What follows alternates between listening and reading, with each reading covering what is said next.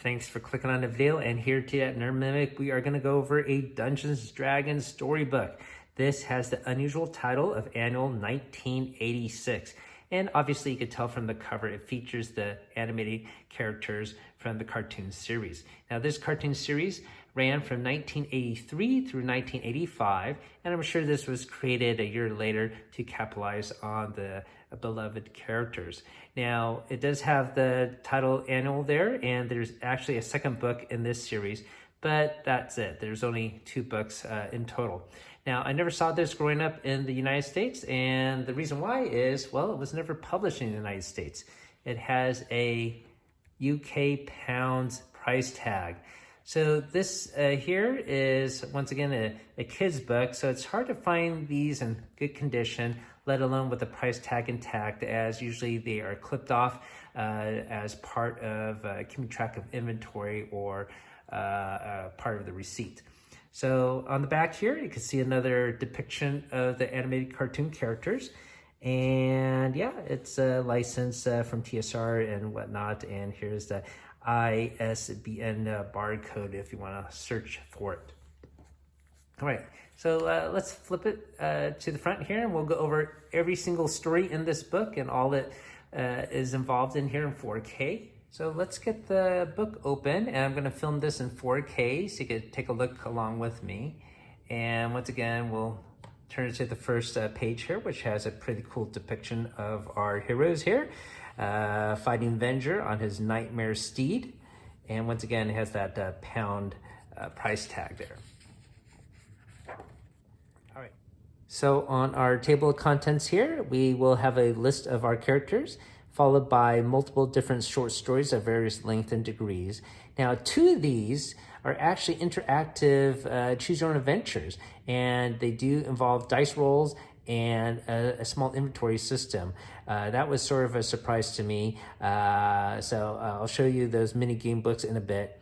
Now, the last page features a simple board game called Escape from Venger, and I'll have my daughter do a playthrough of that. We can see here the copyright notice, and it was actually copyrighted in 1985, but once again it was released for 1986. We have our list of characters here. Of course, we have Dungeon Master, we got Hank, we got Presto. Next page, got Eric the Cavalier, Diana the Acrobat, Sheila the Thief, and Uni the Unicorn, Bobby the Barbarian, and of course Venger, the sinister being here. And you can see here the bindings pretty old. It's starting to separate. So our first story here is The Princess, the Pit, and the Pendulum. And Dungeon Master here is, of course, going to give a little rundown of what needs to happen. Basically, King Jensa, one of his friends, died, and now his daughter, Princess Yasha, apparently died just 3 days ago, and he cannot believe it. So he's going to send these brave young adventurers to investigate what has happened. So I call upon your help, my young adventurers. I want you to go to Castle Regalian and find out what is happening there. I must warn you, he pointed with a long finger as he spoke, the present political situation is an extremely dangerous one, for I know that King has left a considerable magical treasure, which in the wrong hands would have dire consequences for all who live in these parts. All right. So, of course, after he says that, he just magically vanishes, right? So on their way to the castle, while infiltrating at night, they run into this dwarf who realizes that they are heroes and leads them to a small cell where an old man is chained to the wall. And he reveals that the princess is actually still alive, and he had to fake her death certificate because of Venger, who is holding her prisoner. So we'll go to the next page. And while they're trying to go to the location where the princess is, Presto's trying to create a spell to get rid of this spider, but of course he has a tough time casting a spell. And so Diana takes a lantern, takes off the cover of it, and burns the web and gets rid of the spider that way. And then they encounter Venger here. Venger states it's too late to save the princess, and it's too late to save yourselves, and it gives an evil laugh. And precisely at that moment, the section of the floor where the children were standing on suddenly collapses, and they fall into this pit. Everyone except Sheila, who had her cloak of invisibility, and it was off to the side. Venger leaves the area, and he starts to celebrate with one of his shadow demons, and basically leads him where the princess is here. And Sheila, of course, has been following secretly behind, and once she finds the right opportunity, unties the princess. And since the princess knows the castle well, she is able to disable the trap that the kids fell into, that pit, and they all clamber out of the pit. This time, Presser's prepared with a spell. Abakarama, oh magic cap, please be so kind as to permit Venger and his gang into the pit. And what happens? Well, and to everyone's surprise, his magic works. And Venger and all his minions are now in the pit themselves, reversing their fate. And they save the day. So it's okay story. You know, as you can see, it follows a classic TV plotline of Dungeon Master introducing what needs to be done, maybe give a single pearl of wisdom, and the heroes save the day and defeat Venger.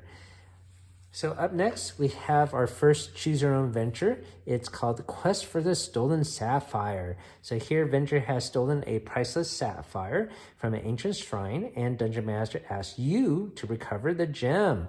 You will never embark on a more perilous quest. You must start at section 1, where you'll be given a choice of action, and you must decide what you want to do. When you have made your choice, turn to the section shown and see what happens. At some stage, you may be asked to test your strength or luck, and to do this, you will need 2 dice. So yes, you do need a pair of dice. So as you know, endless quest stories or choose your own adventures, there's no dice needed. But in the UK, in the 1980s, game books were quite popular. You might have heard of Fighting Fantasy, and this is a simple take on that. So once again, you will need 2 dice. There's no stats to keep track of, at least in this particular one. I think it's pretty cool that there is an interactive game book within the storybook. However, don't expect too much. It is quite short. In fact, there are only 12 sections here. 12 sections, so really, really short. So let's give this a try here. Imagine you are a cavalier. You're carrying a magic shield, a lantern, and a small bag of basic provisions. You're standing before the entrance to a cave. Its roof is very low, and you have to bend uncomfortably as you enter. Inside it is cold and dark. You light your lantern before proceeding. You follow a short path and come to another passage which leads off to the right. Will you go right or will you go straight? Well, let's try to go right. So we'll go to section 5. And basically, you're going to read this. Section 5 here, you disturb a group of giant bats. Unfortunately for you, these bats are not blind, as in the old saying. They are hungry and attack you. Roll both dice to test your strength. So, got a pair of dice here. Let's see what happens. And we get a 10. If your score adds up to 7 or more, you survive the attack. Go to section 3. Section 3 here. Running in a state of confusion and shock, you stumble over an orc asleep at its post. It's no sleeping beauty either. It wakes up instantly and is surprised to find you sprawled at its feet. Roll both dice and see what happens. So let's do that again. And we get a 7 this time. So if your score is 7 or more, you have taken the orc by surprise with your shield and what little magic you can muster. You manage to defeat the orc and escape. Go to section 10. So we'll go to section 10 here. You come to a high dome-shaped chamber where glittering stalagmites hang from the ceiling like chandeliers. Upon the magnificent throne of white calcite sits a lady who is obviously of great importance. Ah, you must be the young person who has sent me to make me laugh, the lady says. No, I am not, you reply. I have come to recover the stolen sapphire. Ha ha ha. I told you that you were the person who was sent to make me laugh. A golden dragon sits upon the sapphire as if it were an egg, and you are going to try to recover it? Ha ha ha. But you show courage, and I will help you. Remember this rhyme. Yes or no, friend or foe, win or lose, for you to choose. She tells you to follow the passage left. Go to section 6. So flip back here. The passage is strewn with huge borders. You pass awkwardly between them. You are following what used to be a bed of an underground river. The walls seem to reflect a ghostly white. You see a passage to your left. You go left or you go straight ahead. Well, I usually love to go off the beaten path, so I'm going to go left. We'll go to number 9 here. And this time, lying directly in your pathway is a giant cave bear. It is sleeping soundly. Can you sneak past it without waking it up? Test your luck by tossing the dice. Oh, we get a 4 this time. So if we score less, the bear wakes up and gives you a big friendly hug. You're totally left breathless and cannot continue. That is the end of the game for you, I'm afraid. So that is how we ended our adventure. But let's just suppose we got past the bear. If we get past the bear, we go to section 12 here. And you hear a loud banging and the floor beneath your feet begins to shake. Then a blast of hot air hits you. It's the dragon. It stops jumping about and looks at you. It sits down upon the precious egg and the floor stops shaking. I am so glad you can make it. It hisses. I get so few visitors these days. You are lost for words. Would you like to see me dance? It asks. Its yellow eyes staring at you. Well, remember the rhyme here, so we should say yes. So go to section 8. I am glad you said that, says the dragon, because I love to dance. The dragon is a dreadful dancer, but you pretend to be impressed. The floor shakes and cracks appear in the walls. The sapphire rolls across the floor towards you. The dragon gets so carried away with its dancing that it doesn't see you picking up the sapphire and sneaking away. You did it. Well done. How does it feel like to be a hero? So yeah, that's a pretty cool mini adventure just with only 12 paragraphs. A little bit more involved than your basic choose your adventure, because once again, you got dice rolls. And I don't know, I think it's pretty cool. If they made it a lot longer, I think it'd been fantastic, but it is what it is. And once again, there's another one later on in the book. It is pretty silly with this yes and no and friend or foe. But once again, this is for kids.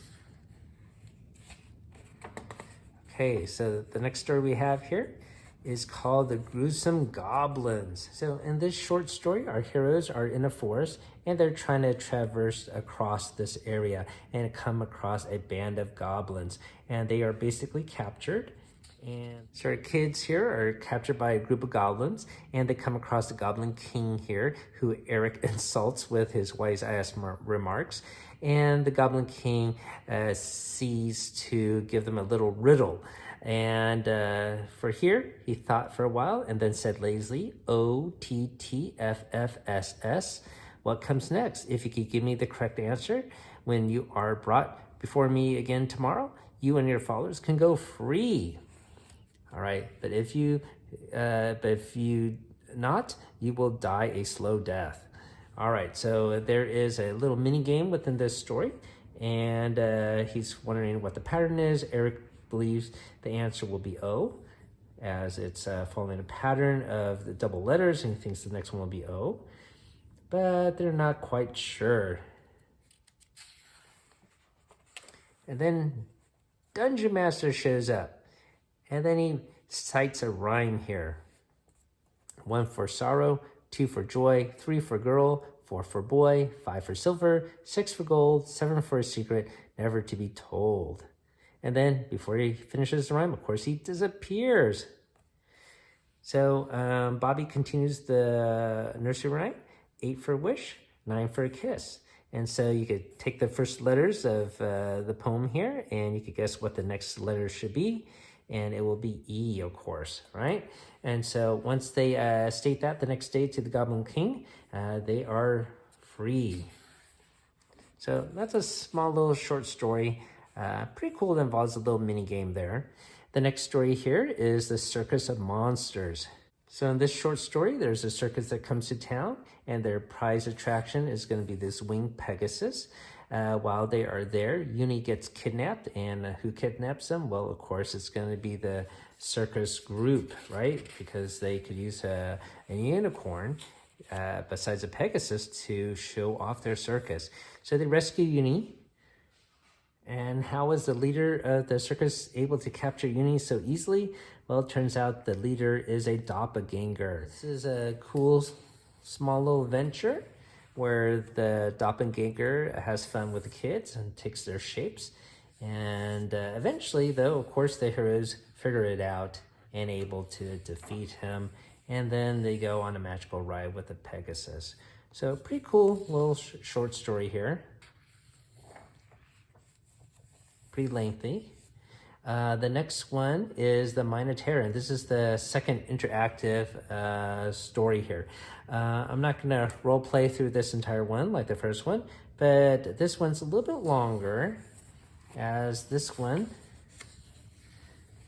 has 21 passages, I believe. Yeah, 21. So almost double the length of the other one. Still quite short, of course, but fun nonetheless. I guess that would probably be the main selling point of this book if you want to pick it up, is for these small little interactive stories. This one is a little bit interesting, as you do have a little inventory. You have 5 gold pieces you start off with, and you can see here the goblins are trying to ask for 2 gold pieces to bypass them. So this short story, The Cold Spell, involves a witch here, and basically the kids come across her and discover that she has been creating a magical storm to make it cold, as this is what she prefers. And she is about to cast another spell to refresh the spell. But the kids discover this and switch the ingredients of her lab, and basically her spell fails, and they have reversed this endless winter that the area is having. So it's a pretty cool story. It doesn't involve Dungeon Master at all in this story. And the last story here is the Forbidden Valley. It's probably the most involved story of them all. So here, basically, they learn of this area called the Forbidden Valley, and Dungeon Master is here to let them know that there is an ancient temple of all knowledge, and there is maybe a magical portal there that is rumored to be there, and maybe this portal will leave the kids back home. So, of course, the kids get very excited about this. They head over to the Forbidden Valley. They encounter multiple foes here. And then, of course, they're going to encounter Venger. This group of villagers are not actually bad guys. They've been acting this way because Venger has captured their families and put them to slavery. And now they've been plotting their revenge and want to do something about him. So when Venger counters the kids, Venger casts a sleep spell on the kids. However, the leader of the tribesmen was able to escape and wake up the kids subsequently. Venger has a head start, and they follow him to the temple. And on the way, they encounter Tiamat, the queen of the dragons. So here she is depicted. It's pretty cool. Now, I'm not sure who wrote this story, but it says here, I have heard that Tiamat is a lawful dragon. I will try to speak to her, says the leader of the tribesmen. I don't think that's true. I think she's chaotic evil. But anyways, using this lawful alignment situation, he tries to speak to the dragon, and basically she has agreed to let us pass. She believes our story. What did you tell her? The truth, says Kabul. So that is a interesting take on having Tiamat's alignment be part of the story, which once again I think is incorrect.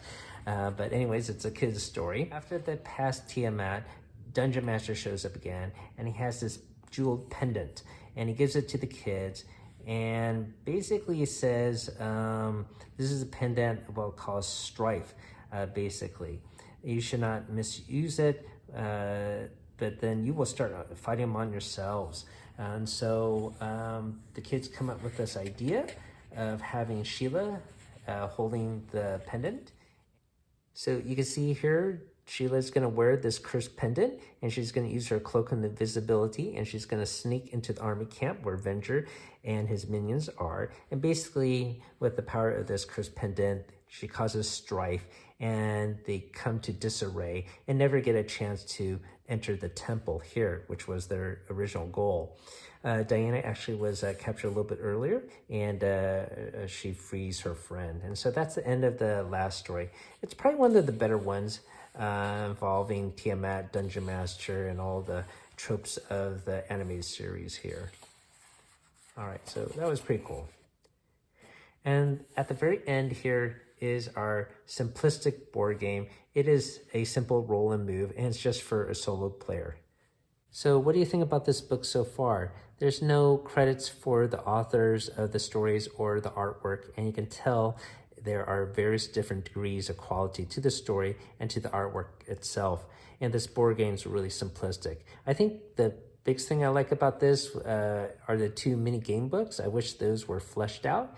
And they actually even tie more D&D lore within the game books. I didn't read those passages, but there's an encounter with a Greyooze. There's also a troglodyte that's in the story. So there are other D&D monsters within this book. So I think that part is pretty cool for kids to read. I don't know if it's worth your trouble to go out of the way to obtain a copy of this for yourself. I should mention that the second book in this series actually has more of a graphic novel style. There are artwork by the Marvel comic group that supply the story to it, so that might actually be better. Okay, so this is the Escape from Venger board game. A very simplistic game. I'm going to have my daughter give it a try. Imagine you are one of the Vengers and you have been captured by the evil villain Venger and imprisoned in his deepest, darkest dungeon. Can you escape? There are strange monsters lurking in the corridors, concealed trapdoors, and audacious orcs guarding your cell. A single die is your only weapon you can use. To start, you must throw a 6 to defeat the orc that is guarded. So my daughter is going to give this game a try. She crafted this piece of clay to represent her. It's quite spectacular, I have to admit. But here is my daughter, Emma. So why don't you place it on start? Where start? Right over here. On this one or this one? I guess, yeah, maybe over there. Okay, you give that a try. Now, the rule is you got to keep on rolling until you roll a 6 to defeat the orc that guards your cell. Oh, you escaped the cell. So I guess you escape and maybe go first space, and then now you got to roll to see where you go. 5. Okay, roll again. 1, 2. What does it say? Bobby is bitten by a giant centipede. Go back 5 spaces. 1. Oh, and now you're here. Wait, 5 spaces. Now you land here. And what does it say? Go for 2 spaces. Well, Sheila finds a secret passage and go for 2 spaces. And count 4. 1, 2, 3, 4. Yep. 1. Mm-hmm. 6. 1, 2, 3, 4, 5, 6. So far, so good. 1, 2, 3, 4. 1, 2, 3. 1, 2, 3, 4, 5. 1. What does that say? You fall through a trapdoor. So 1, 2, 3, 4, 5. Okay. Go back 5. All right. 5 again. Okay. Well, that 5 means... again. 5 again, you bounce back and forth? Oh my gosh. 2. Okay. 1, 2. 1. Go back 3 spaces. 1, 2, 3. 6. Okay. 5 again. 1, 2, 3, 4, 5. 1, 2, 3. What? Eric tries to chase a ghost through a wall. Go back 2 spaces. 1, 2, 1, 2. 1, 2, 3, 4.